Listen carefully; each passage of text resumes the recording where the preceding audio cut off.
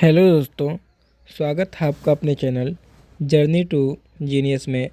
आज की इस वीडियो में हम क्रिया विशेषण यानी कि एडवर्ब के बारे में जानकारी प्राप्त करेंगे। अगर ये वीडियो आपको हेल्पफुल लगे और पसंद आए तो कृपया हमारे चैनल को सब्सक्राइब और वीडियो के नीचे एक प्यारा सा कमेंट ज़रूर करें। तो चलिए शुरू करते हैं। बात करें एडवर्ब की, तो adverb is a word that modifies a verb, an adjective and an adverb।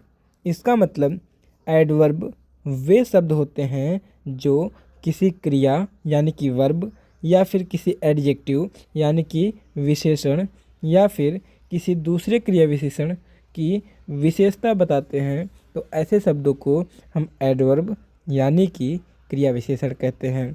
और एडवर्ब हमें यह भी बताते हैं कि कोई काम कैसे हो रहा है, वो कब हो रहा है और कहाँ हो रहा है, या फिर काम कितना हुआ है। तो ऐसे वर्ड्स को हम बोलते हैं एडवर्ब। चलिए इसे हम एग्ज़ाम्पल के ज़रिए समझते हैं। तो यहाँ पे हमें एग्ज़ाम्पल दिया गया है। पहला एग्ज़ाम्पल है द गर्ल रन्स फास्ट। अब इसका मतलब ये है कि जो लड़की है वह तेज़ दौड़ती है।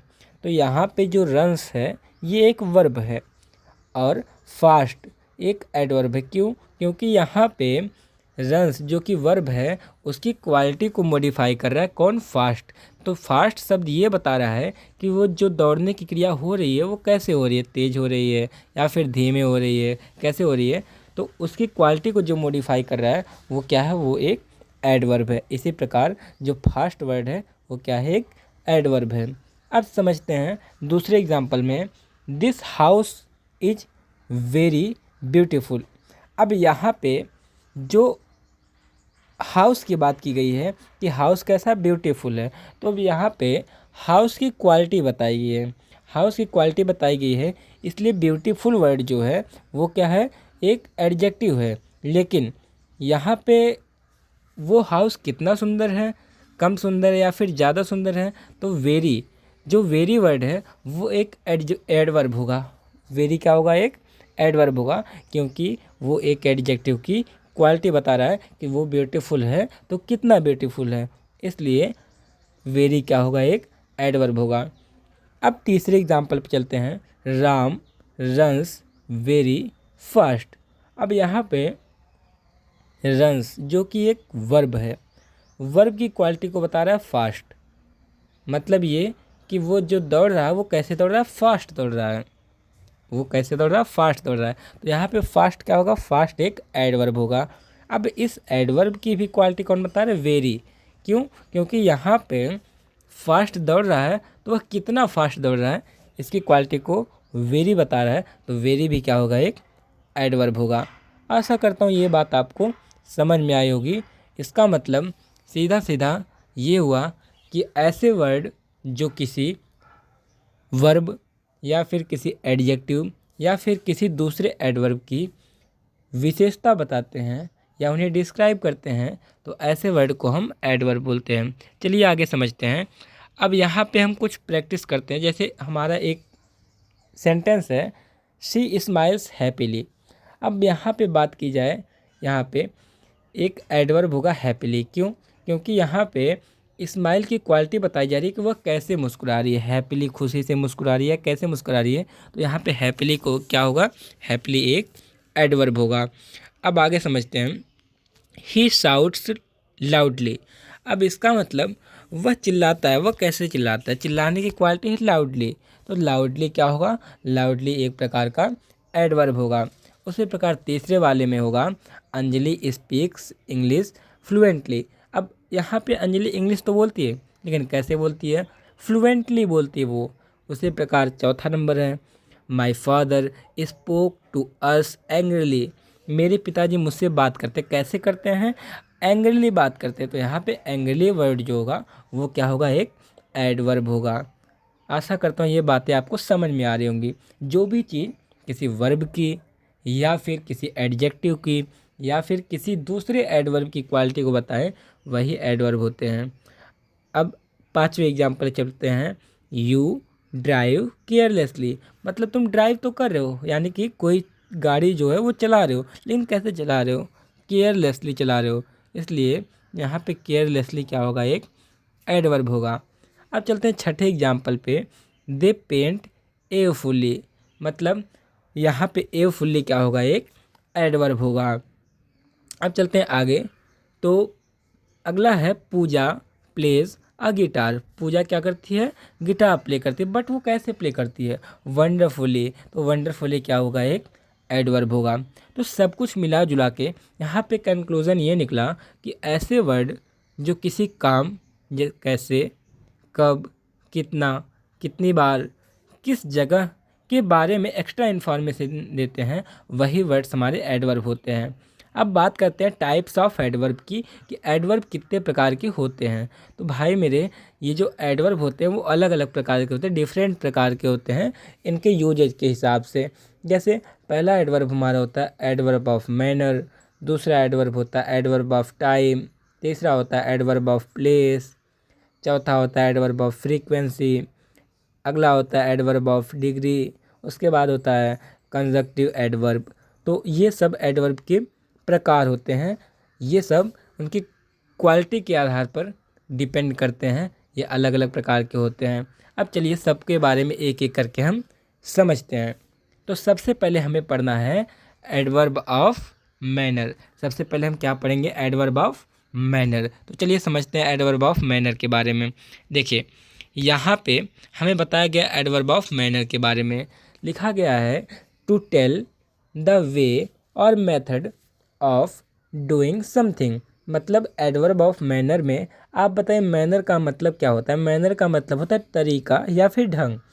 तो किसी काम के करने का ढंग या तरीका जिस भी वाक्य में बताया गया हो, तो वे वर्ड जो होते हैं वे हमारे एडवर्ब होते हैं, कि मतलब काम कैसे किया गया है।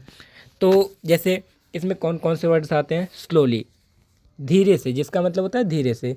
तो यहाँ पे ये बताया जा रहा है कि कोई काम हो रहा है वो कैसे हो रहा है, स्लोली हो रहा है। उसी प्रकार carefully, happily, suddenly, bravely, loudly, quietly, politely. मतलब ये कि ऐसी चीज़ें जिसमें किसी काम के करने का तरीका या फिर ढंग बताया जाए, तो उसे हम क्या कहते हैं, उसे हम एडवर्ब ऑफ मैनर कहते हैं। इसे हम कुछ एग्जाम्पल के जरिए समझते हैं। जैसे मैंने कहा शी सिंग्स, वह गाती है, लेकिन कैसे गाती है, ब्यूटीफुली, यानी कि वह सुंदरता से गाती है। तो यहाँ पे ब्यूटीफुली जो कि क्या है, एक एडवर्ब है। अब यहाँ पे आपने एक चीज़ नोटिस किया हो, तो यहाँ पे जो एडवर्ब हैं उनके आखिरी में एल वाई आ रहा है। तो इससे भी आप पहचान सकते हैं कि एडवर्ब के लास्ट में एल वाई आता है। और ज़रूरी नहीं है कि हर एडवर्ब के लास्ट में एल वाई ही आए। अब आगे चलते हैं। ही स्पीक्स लाउडली, वह बोलता है, वह कैसे बोलता है, स्पीक्स बोलता है, कैसे बोलता है, लाउडली बोलता है, यानी कि वह ज़ोर से बोलता है। अब यहाँ पे लाउडली वर्ड जो होगा वो एक होगा एडवर्ब ऑफ मैनर, क्योंकि यहाँ पे ये बताया जा रहा है जो बोलने का काम हो रहा है वो कैसे हो रहा है, किस तरीके से हो रहा है या फिर किस ढंग से हो रहा है, तो वो होगा एडवर्ब ऑफ मैनर। अब बात करते हैं आशा सिंग्स वेल। आशा जो है वो अच्छा गाती है। अब यहाँ पे अगर ये होता कि आशा सिंग्स, आशा गाती है, ठीक गाती है, लेकिन कैसा गाती है, वेल, अच्छा गाती है, तो यहाँ पे वेल क्या होगा, एडवर्ब ऑफ मैनर होगा। इससे हमें एक बात ये पता चली कि ज़रूरी नहीं है कि हर एडवर्ब ऑफ मैनर में आखिरी में एल वाई ही आए। अब आगे समझते हैं। अब हम समझते हैं एडवर्ब ऑफ टाइम के बारे में, कि एडवर्ब ऑफ टाइम क्या होता है। लिखा गया है adverbs of time are word that describe when, for, how long और how often something happens। अब ये जो एडवर्ब ऑफ टाइम होते हैं वो शब्द होते हैं जो हमें ये बताते हैं कि कोई काम कब, कितनी देर तक या कितनी बार हुआ है। तो ऐसे वर्ड्स को हम बोलते हैं एडवर्ब ऑफ टाइम। इसमें क्या क्या आता है now, yesterday, tomorrow, today, tonight, etcetera. ऐसे जो वर्ड्स आते हैं इन्हें हम बोलते हैं एडवर्ब ऑफ टाइम।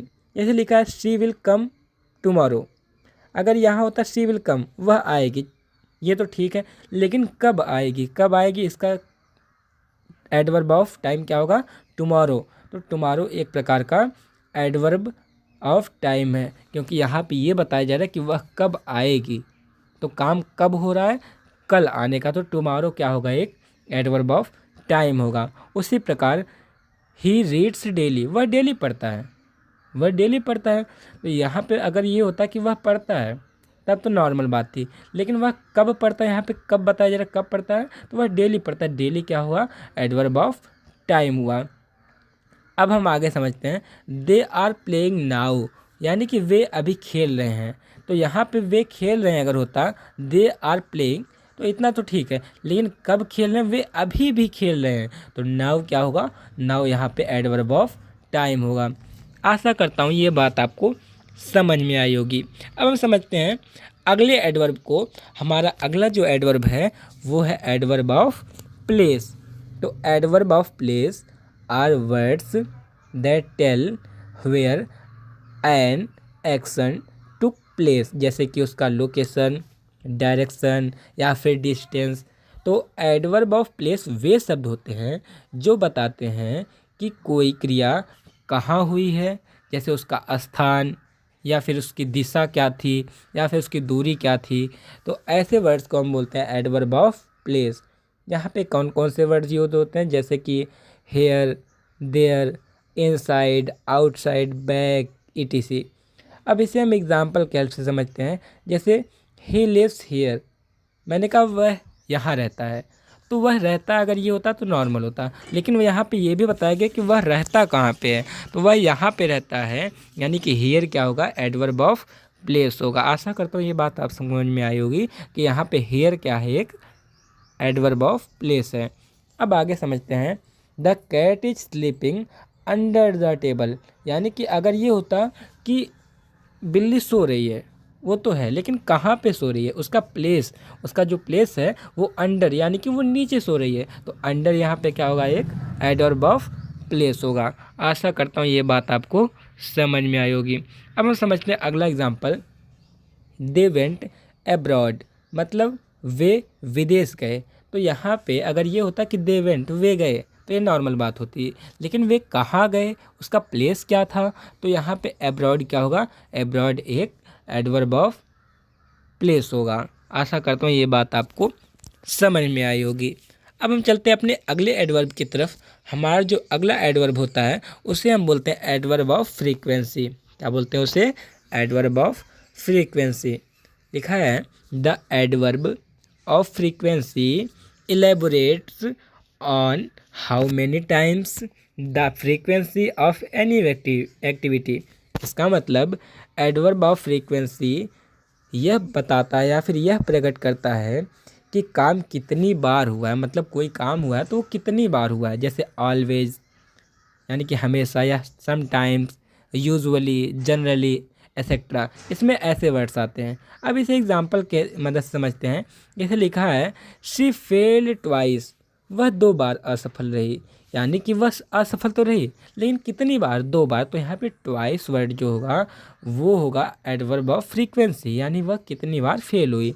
अब आगे समझते हैं, दे सेल्डम कम हियर, वे कभी कभी यहाँ पे आते हैं। तो सेल्डम का मतलब होता है कभी कभी, तो यहाँ पे सेल्डम वर्ड जो होगा वो होगा एडवर्ब ऑफ फ्रीक्वेंसी, यानी कि कब कब आते हैं, तो यहाँ पे वो होगा सेल्डम, यानी कि कभी कभी आते हैं। अब हम चलते हैं अपने अगले एडवर्ब की तरफ। तो हमारा जो अगला एडवर्ब है, एडवर्ब ऑफ डिग्री। तो एडवर्ब ऑफ डिग्री वे शब्द होते हैं जो बताते हैं कि कोई क्रिया, विशेषण या दूसरा एडवर्ब किस हद तक या फिर कितनी मात्रा में या कितनी तीव्रता से हो रहा है, यानी कितनी एंटीसिटी से हो रहा है, मतलब वह उसकी इंटेंसिटी क्या है, उसकी तीव्रता क्या है। ऐसे वर्ड्स को हम बोलते हैं एडवर्ब ऑफ डिग्री। तो words that indicate the extent, quantity और intensity of an action, adjective और अदर एडवर्ब। तो मतलब ऐसे शब्द जो बताते हैं कि कोई क्रिया, विशेषण या फिर दूसरा एडवर्ब किस हद तक या कितनी मात्रा में हो रहा है, तो वो किस में आते हैं, एडवर्ब ऑफ डिग्री में आते हैं। अब यहाँ पे क्या क्या वर्ड्स आते हैं, जैसे वेरी, यहाँ पे कौन से वर्ड्स आते हैं? वेरी, वेरी आता है, क्वाइट आता है, एक्सट्रीमली आता है, ऑलमोस्ट आता है, नियरली आता है। ऐसे वर्ड्स को हम क्या बोलते हैं? एडवर्ब ऑफ डिग्री बोलते हैं। अब यहाँ पे डिग्री का मतलब होता है द इंटेंसिटी ऑफ समथिंग, मतलब किसी चीज़ की इंटेंसिटी। तो ऐसे वर्ड्स क्या होते हैं? एडवर्ब ऑफ डिग्री होते हैं। इन्हें हम कुछ एग्जाम्पल के हेल्प से समझते हैं। For example, the scenery of Nainital was very beautiful. अब यहाँ पे ये बताया गया है कि जो सीनरी है नैनीताल की वह कैसी है? वह बहुत सुंदर है। तो अब यहाँ पे ये बताया जा रहा है कि अगर वो ब्यूटीफुल है तो कितना ज़्यादा है? वो वेरी, यानी कि वेरी क्या है? एक एडवर्ब ऑफ फ्रीक्वेंसी है। अब अगले एग्जाम्पल की तरफ बढ़ते हैं। लिखा है the film story was extremely interesting. इसका मतलब जो फिल्म की स्टोरी थी वह इंटरेस्टिंग थी, लेकिन यहाँ पे एक्सट्रीमली वर्ड जो है वो क्या है? वह एक एडवर्ब ऑफ फ्रीक्वेंसी है। अगला है she quite agree with me, वह मुझसे सहमत है। तो यहाँ पे क्वाइट जो होगा, क्वाइट क्या होगा? एडवर्ब ऑफ फ्रीक्वेंसी होगा। अब हम चलते हैं अपने अगले एडवर्ब की तरफ, जो कि है कंजक्टिव एडवर्ब। तो कंजक्टिव एडवर्ब क्या होते हैं? A conjunctive adverb is a word that can not two independent sentence और क्लॉजेज। इसका मतलब कंजक्टिव एडवर्ब वे शब्द होते हैं जो दो स्वतंत्र वाक्यों या उपवाक्यों को आपस में जोड़ते हैं। तो जोड़ने का काम कुछ ऐसे वर्ड्स करते हैं जैसे कि therefore, however, also, more over, otherwise, etcetera. तो ऐसे वर्ड जो होते हैं वो कंजक्टिव एडवर्ब्स कहते हैं। फॉर एग्जाम्पल, इसे हम एग्जाम्पल के हेल्प से समझते हैं। जैसे लिखा है I wanted to go for a walk however it started to rain. यानी कि मैं टहलने जाना चाहता था लेकिन तभी बारिश हो गई। यहाँ पे दो सेंटेंसेज हैं। एक तो है कि मैं टहलने जाना चाहता था और दूसरा बारिश शुरू हो गई। तो यहाँ पे दोनों को जोड़ने का काम कर रहा है हाउ एवर। तो हाउ एवर जो होगा वो क्या होगा? वो होगा हमारा कंजक्टिव एडवर्ब। अगर ये वीडियो आपको हेल्पफुल लगा हो और पसंद आया हो तो कृपया हमारे चैनल को सब्सक्राइब करें और वीडियो के नीचे एक प्यारा सा कमेंट करें और उसे लाइक ज़रूर करें। आशा करता हूँ एडवर्ब की ये क्लास आप लोग को बहुत अच्छे से समझ में आई होगी। धन्यवाद।